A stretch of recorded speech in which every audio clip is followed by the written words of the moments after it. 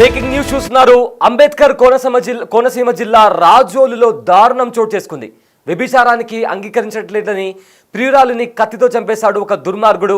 అయితే ఈ ఘటన అంబేద్కర్ కోనసీమ జిల్లా రాజోలులో చోటు చేసుకుంది. అయితే కత్తితో చంపి అమ్మాయిని తన ప్రియురాలిని చంపేశాడు. దానికి కారణం వ్యభిచారానికి ఒప్పుకోవట్లేదని అత్యంత దారుణంగా చంపేశాడు. అయితే ప్రజెంట్ షేక్ షమ్మా అనే యువకుడితో అక్కడ అమ్మాయి ప్రేమిస్తుంది.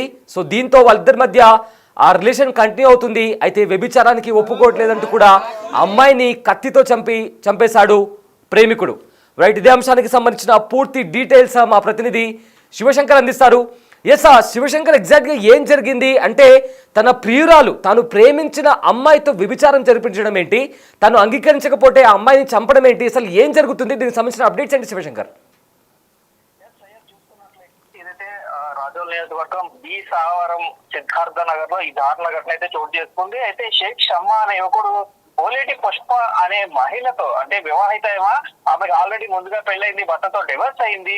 గత కొంతకాలంగా అయితే వీరు ఇదైతే సహజీవనం చేస్తున్న పరిస్థితులు ఇక్కడ కనిపిస్తున్నాయి. అయితే ఈ షేక్ షమ్మా అనే అతను కొన్ని వ్యసనాలకి అలవాటు పడి గాంధీ సేవిస్తూ పూర్తిగా అయితే ఆ చొరవాట్లకి అయితే బానిసయ్యాడు. బానిసగా మారి పుష్ప అనే ఎవరైతే ప్రియురాలు ఉందో సహజీవనం చేస్తున్నాడో ఆమెతోటి వ్యభిచారానికి వ్యభిచారం చేయాలంటూ, వ్యభిచారంపై డబ్బులు వస్తాయంటూ కూడా ఆమెను ఫోర్స్ చేసే ఇది చేస్తున్నాడు. ఆ ఫోర్స్ చేయడం తోటి ఆ అమ్మాయి నిరాకరించడం తోటి ఇంటికి తీసుకొచ్చి ఏదైతే అమలాపురం తీసుకువెళ్ళి అక్కడ ఏదైతే ఈ వ్యభిచారం చేయాలంటూ కూడా ఫోర్స్ చేశాడో అమ్మాయి అంగీకరించకపోవడం తోటి తిరిగి ఇంటికి తీసుకొచ్చే క్రమంలోనే అమ్మాయిని కొడుతూ ఉంటే అమ్మాయి తల్లికి అలాగే అన్నకి ఫోన్ చేసినట్టుగా కూడా బాధితురాలు తల్లి చెప్తుంది. అయితే పూర్తిగా వచ్చిన తర్వాత మాట్లాడే నేపథ్యంలోనే ఆమె ధైర్యంగా పూర్తిగా చూసుకున్నట్లయితే ఆమె తల్లిపై అటాక్ చేయబోయాడు కత్తితోటి అని చెప్పి ఆమె అడ్డు వెళ్తే ఛాతీ మీద గట్టిగా గుండెల్లో పొడిచాడంటూ కూడా చెప్తున్న పరిస్థితి కనిపిస్తున్నాయి. అయితే కేవలం ఆ డబ్బు కోసం ఏదైతే వ్యభిచారానికి పాల్పడాలంటూ కూడా షేక్ షమ్మా అయితే పూర్తి చేసినట్టుగా కూడా ఇప్పటికే ఆమె చెప్తున్న పరిస్థితి కనిపిస్తున్నాయి. కేవలం దాని వల్లే ఆమె కూతుర్ని హత్య చేశారంటూ కూడా తల్లి చెప్తున్న పరిస్థితి కనిపిస్తుంది. సయ్యద్,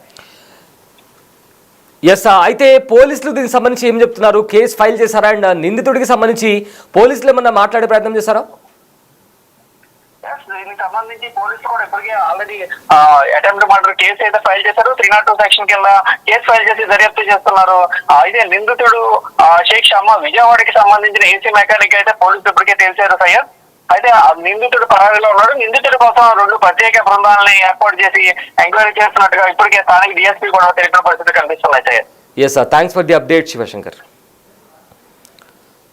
ఎస్ సార్, చూసారు కదా, అంబేద్కర్ కోనసీమ జిల్లా రాజోలులో ఈ దారుణం చోటు చేసుకుంది. ఒక అమ్మాయిని ఈ షేక్ షమ్మా అనే దుర్మార్గుడు ప్రేమించాడు. అయితే వీళ్ళిద్దరూ గత కొద్ది కాలంగా సహజీవనం చేస్తున్నారు. అయితే డబ్బుల కోసం ఆశపడి తన ప్రియురాలతో అన్నాడంట, వ్యభిచారం చేస్తే మనకు బాగా డబ్బులు వస్తాయని చెప్పి ఆ అమ్మాయిని వ్యభిచారంలోకి లాగే ప్రయత్నం చేశాడు. అయితే ఆ అమ్మాయి దానికి ఒప్పుకోలేదు. సో దానికి ఒప్పుకోకపోవడంతో ఈ షేక్ షమ్మా అనే వ్యక్తి తన ప్రియురాల్ని, ఎవరైతే పుష్ప అనే అమ్మాయి ఉందో ఆ అమ్మాయిని కత్తితో అతి దారుణంగా చంపేశాడు. అయితే అడ్డొచ్చిన తల్లిని, అంటే ఆ అమ్మాయి వాళ్ళ తల్లిని, వాళ్ళ తమ్ముడిని కూడా తోసేసి ఆ అమ్మాయిని దారుణంగా కత్తితో పొడిచి చంపేశాడు. అయితే ఇప్పటికే ఆ నిందితుడు అలా చంపిన తర్వాత అక్కడి నుంచి పరారైపోయాడు. సో దీంతో నిందితుడి కోసం పోలీసులు గాలింపు చర్యలు చేపడుతున్నారు. అటెంప్ట్ మర్డర్ కింద ఈ కేసు అనేది ఫైల్ చేశారు.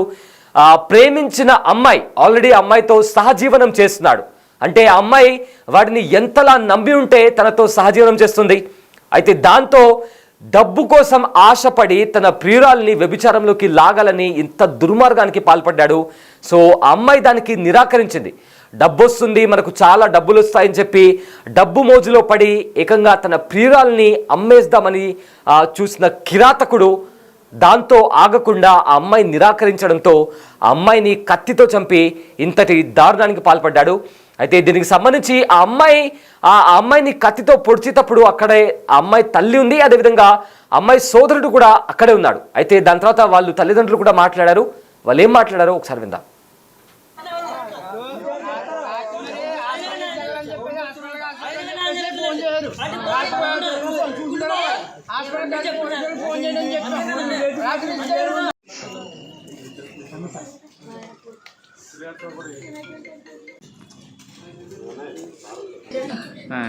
కాకినాడ పని ఉందనేసి వెళ్ళారు.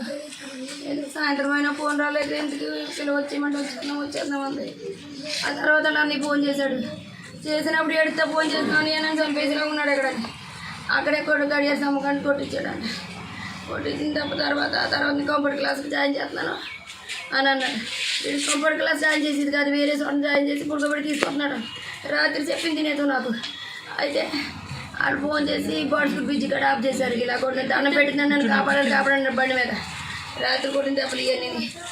అయితే వెళ్ళాం మేము. ఆర్డర్ గారు పండించుకుని బండి లేదు మా ఇంట్లో పని చేస్తాను. వాళ్ళు ఆర్డర్ గారు పండించుకుని పిల్లడు నేను వెళ్ళినప్పటికీ ఆడు వెళ్ళిపోయినప్పుడు మళ్ళీ అన్నింటికి తీసిన తర్వాత అక్కడ అమలాపురంలో వేసారు అన్నాను. అప్పుడైనా బతికినేవు నా కూతురు. అమలాపురంలో వేసారు అన్నాను. ఇంటికి రానివద్దమ్మా అన్నదే. అన్నింటికి రానివద్దు అన్నది. ఇంటికి రానివద్దు అన్నది. వచ్చాడు. వచ్చిన తర్వాత ఏంటి అది అంటే రేపు పొద్దున్న మాట్లాడుతూ ఉన్నాను. ఆడు అప్పటికే గంజా చేసేసాడు. గంజా కొట్టాడు. సిగరెట్ కాల్చినాడు. ఇంట్లో కాల్చి బయటికి వెళ్ళిపోయి గంజా అనేసి అంటే బయటికి వెళ్ళాడు. బయటికి వెళ్ళినప్పటికీ ఆడు ఇంట్లో అప్పటికే తీసుకున్నాడు. ఇంటి ఎదురు అన్నప్పుడు మంచం మీద కూర్చున్న ముగ్గురు మనం ఆడు ఉన్నట్టుండి తోలిపెట్టేశాడు. తోలిపెట్టేసి పిల్లడు పీక్ మీద పెట్టాడు. పిల్లడు మీ పిల్లలకి గెంటినప్పుడు అక్కడ నన్ను పొడిచాడు. తర్వాత పిల్లలు పొడిచేసాడు.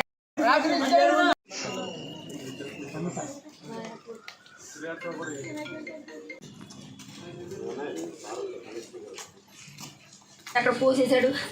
బిడ్డను వస్తున్నప్పటికి బిడ్డను కొడుకులు ఇలా పెట్టేసుకున్నాను. సంకలో పెట్టి పెట్టినాయి సాది రోజులు కూడా చేస్తాను. పీక్కాడికి గంజా చేసినాను. మేము అప్పుడే పోయాము. ఆడ అందరినీ పిల్లకి రండి బాబు సంపేస్తున్నాడు. బయటికి ఆడ తీసుకుని వచ్చినప్పుడు కూడా వెళ్ళిపోతున్నాడు. అని అవతలాడు ఉన్నాడు పక్కన. జుట్టులా పట్టుకుంది. ఆడ మీద పొడి చేశాడు.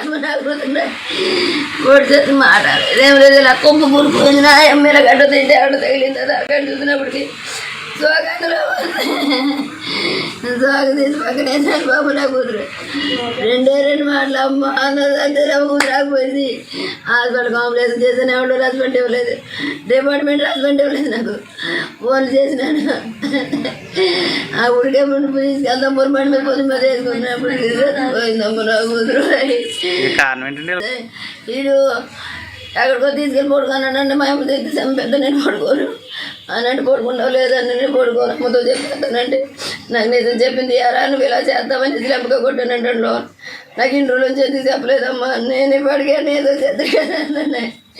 కంప్యూటర్ క్లాస్ అంత టైం కాదు నాకు తెలిసి అన్నానమ్మ. ఇడికి ఎంజాయ్ చేయొద్దని పిల్ల అటు చేసి దారి వేరండి. బిడ్డ నీరే చోట తీసుకెళ్ళిపోయి వ్యాపారం చేసి తీసుకుంటాడు. అది దారి చేసుకుని బెదిరించి అమ్మాయి నా కూతురు పోయి నా అమ్మతో చెప్తానని నేను అప్పుడు కొట్టి తీసుకొచ్చి నిజం తెలిసిపోయింది. ఇంకెళ్ళి పక్కన ఒకటి ముగ్గురిని లేపేస్తాను అన్నాడు రాత్రి. ఆడు లేకపోతే చచ్చిపోతాం మేము. నా అమ్మ నాకు అప్పు చెప్పాలి. వాళ్ళందరూ నాకు ఇక్కడ ఉండాలి. మొత్తం ఆడు నాకు అప్పు చెప్పాలి. ఆడిని డిపార్ట్మెంట్ 24 గంటలు ఇక్కడ తీసుకొచ్చి అప్పు చెప్తే బాడీని ఇస్తాను. లేదంటే నేను బాడీని ఇవ్వను. నేను ఎంత దూరమని వెళ్ళిపోతాను. అది ఎసా తల్లి మాట్లాడుతున్న మాటల్ని బట్టి చూస్తుంటే తన కూతురితో వ్యాపారం చేయాలని చూశాడు. అయితే నిన్న రాత్రి ఆ దాడి కోసం వచ్చాడు. ఒకవేళ నా కొడుకు లేకపోయింటే నన్ను కూడా చంపేసేవాడంటూ కూడా ఆ తల్లి రోధిస్తోంది. అయితే తన కూతురితో వ్యభిచారం చేపించాలని అనుకున్నాడు. దాంతో తన కూతురు నిరాకరించడంతోనే అతడు కత్తితో దాడి చేశాడు. అత్యంత కిరాతకంగా నా కూతురిని పొడిచి చంపేశాడంటూ కూడా ఆ తల్లి రోధిస్తోంది. అయితే ఇతను షేక్ షమ్మా అనే వ్యక్తి విజయవాడలో ఏసీ మెకానిక్గా పనిచేస్తున్నట్టు పోలీసులు గుర్తించారు. అతనిపైన అటెంప్ట్ టు మర్డర్ కింద కేసు ఫైల్ చేశారు. అయితే నిందితుడి కోసం పోలీసులు గాలింపు చర్యలు చేపట్టారు. అక్కడ రాత్రిపూట తల్లి ఇంకా సోదరుడు ఎవరైతే అమ్మాయి పుష్ప చనిపోయిందో వాళ్ళు ఒక ఇంట్లో ఉంటున్నారు. అయితే అంతకంటే ముందే ఈ షమ్మా అండ్ పుష్ప వీళ్ళిద్దరూ సహజీవనం చేస్తున్నారు ఒక ఇంట్లో. అయితే వీళ్ళిద్దరి మధ్య చాలా రోజుల నుంచి కూడా వీళ్ళిద్దరు కలిసి సహజీవనం చేస్తున్నారు. అయితే డబ్బు వస్తుంది వ్యభిచారం చెయ్యి అంటూ కూడా ఆ ప్రియురాల్ని తను తరచూ వేధిస్తూ వచ్చేవాడు. సో దీంతో ఆ అమ్మాయి ఒప్పుకోలేదు. దీని కారణంగానే చంపేసినట్లు కూడా ఇప్పటికే మనకు వస్తున్న సమాచారం. అయితే ఇప్పటికే పోలీసులు అతని పైన అటెంప్ట్ టు మర్డర్ కేసు కింద ఫైల్ చేసి ఇన్వెస్టిగేషన్ స్టార్ట్ చేశారు.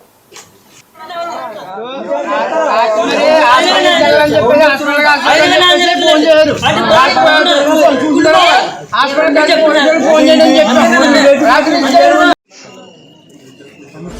The big folk night 2025 celebrating the soul of Telangana.